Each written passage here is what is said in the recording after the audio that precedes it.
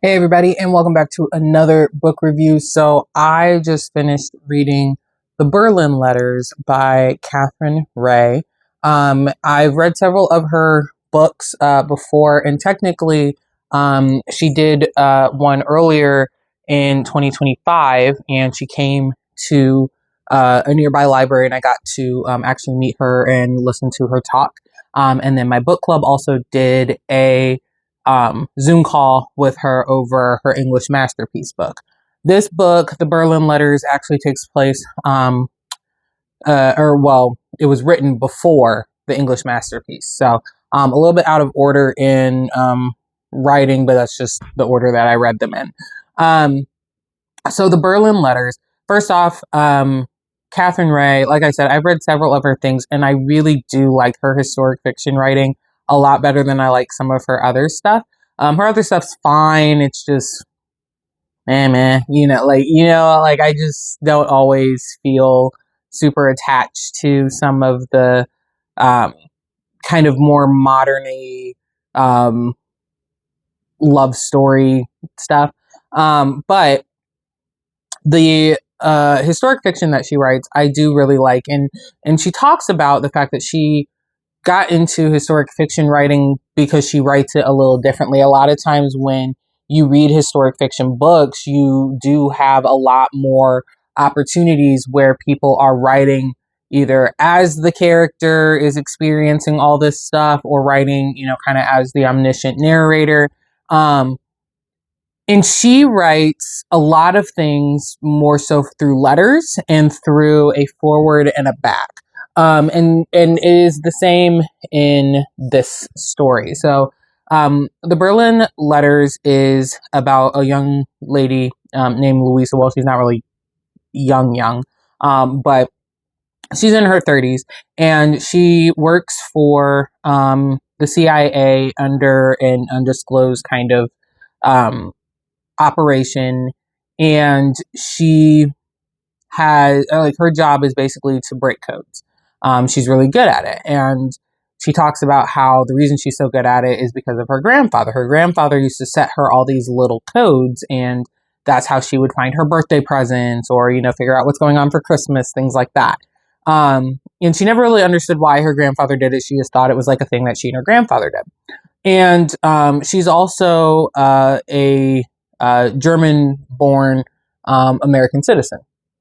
And so so part of the story is looking back on her life and told from the perspective of her father when they were in, it starts when they were in Germany when she was a young child, and then moves to just her father's life in Germany.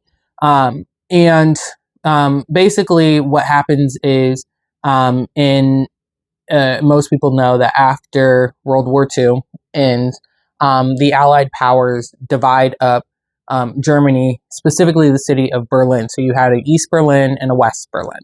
West Berlin was predominantly British, American, and French, and East Berlin was entirely Soviet. In East Berlin and, of course, Eastern Europe, many of those countries kind of fall under the Soviet kind of rule and regime, and they kind of wreak havoc for the next 50, 60 years. So during this time, there's a lot of just pressure for the Soviet side to become very communist, because that's obviously what Russia was doing. Louisa's father, Harris, he is very on board. He's like, yes, communism is right, and this is what we need to be doing. He's a news reporter, and he writes for the press that the political parties of the Soviets really kind of support. And he's always done this, and he's just like, yes, communist is great. And his wife is like, no, it's potentially not. And because of, everything going on in East Berlin, her family decides that they are going to move down the street to West Berlin, because it's literally down the street. And so her family moves there, and then one day she is like, I'm going to go to my parents for my regular Sunday lunch. I hope to see you there, but he has to work. And so she starts walking, and she gets there, and there is a fence and a wall built.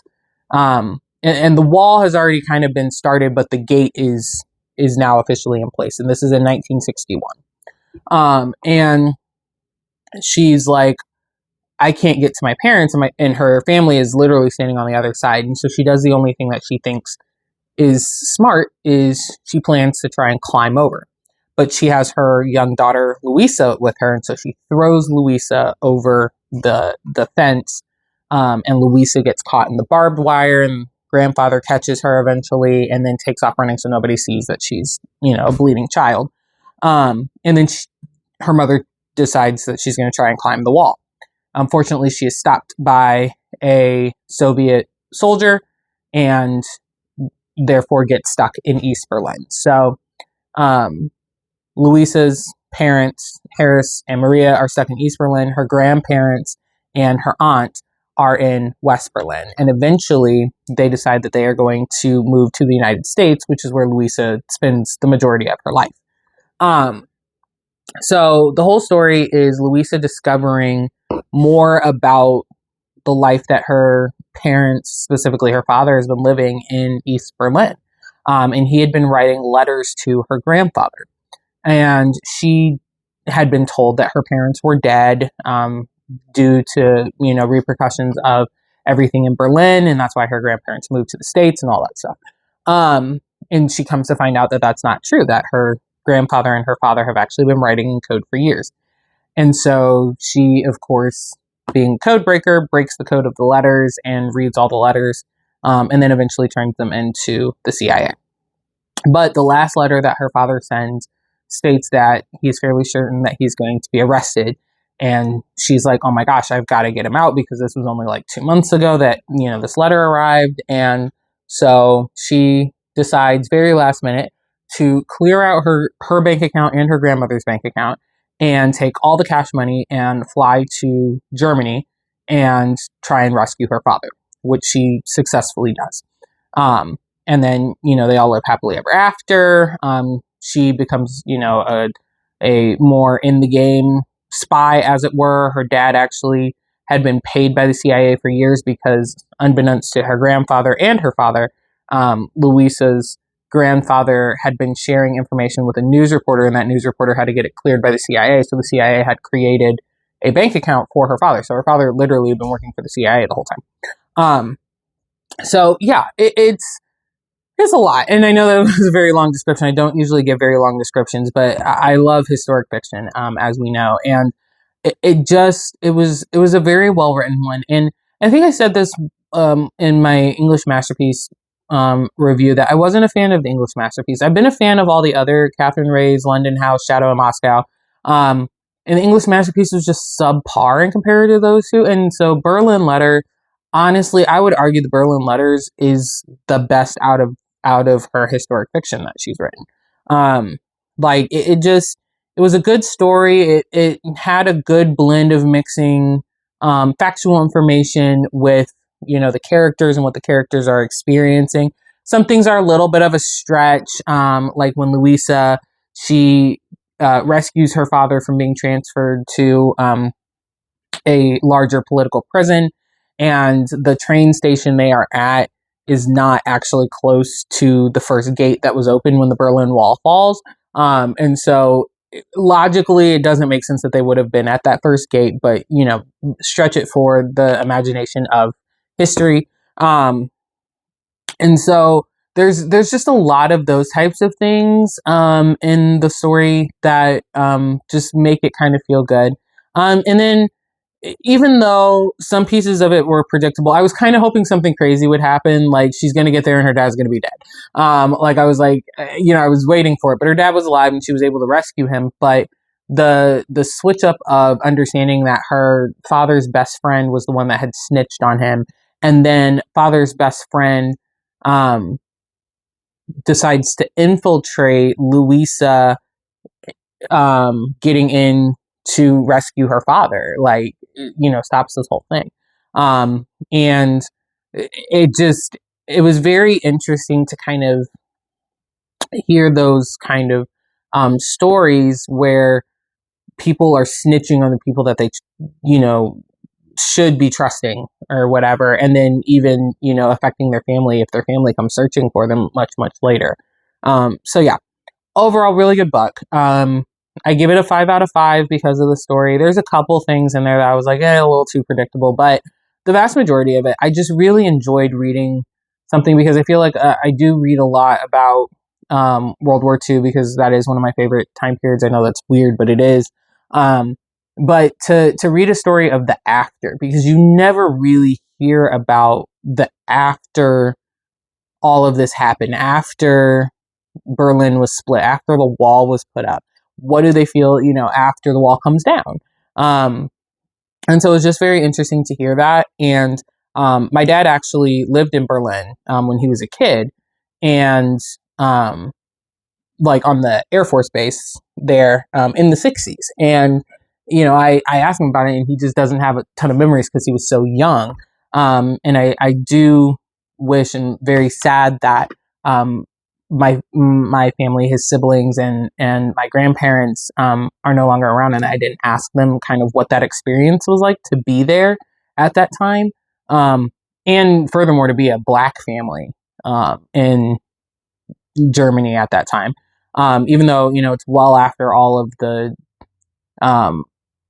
Hitler and everything in the 60s, but still just that feeling of, you know, knowing like people were just killed here for really racially motivated things. So yeah, I do wish that I had, as a younger person, the foresight to know that I would be somewhat interested in a lot of this information now. But if you out there, anybody that follows along, I know I have a couple people that actually do follow from Germany. So hi guys. But if you guys have memories or know people who did that want to share, let me know. Like I'm just very curious to hear stories from people of any part of that time, you know, when the wall went up, like what it was like to live in a split society like that. It's just very interesting to me. And I do plan to find other books and read more information about that, just because I'm just so very interested now. And Katherine Reay is always really good in the back of her books of giving suggestions of like where she found information and stuff. So I plan to follow up on that. So yeah, again, like I said, overall 5 out of 5. Really good book. Really enjoyed it. Enjoyed the story. Yeah, just really good. So there you have it. As always, thank you so much for watching. Like, comment, share, subscribe if you so choose. Yeah, be on the lookout for a couple book suggestions from book club this year. We're starting up pretty soon, and hopefully just joined another book club through school with some of the folks at school, and we're all super excited about that. So be on the lookout for some of those suggestions. We've already got our first book picked out, and I'm very excited about that. So be looking for hearing about that one. And yeah, I think that's about it for this one. So as always, I will see you in the next book review. Bye!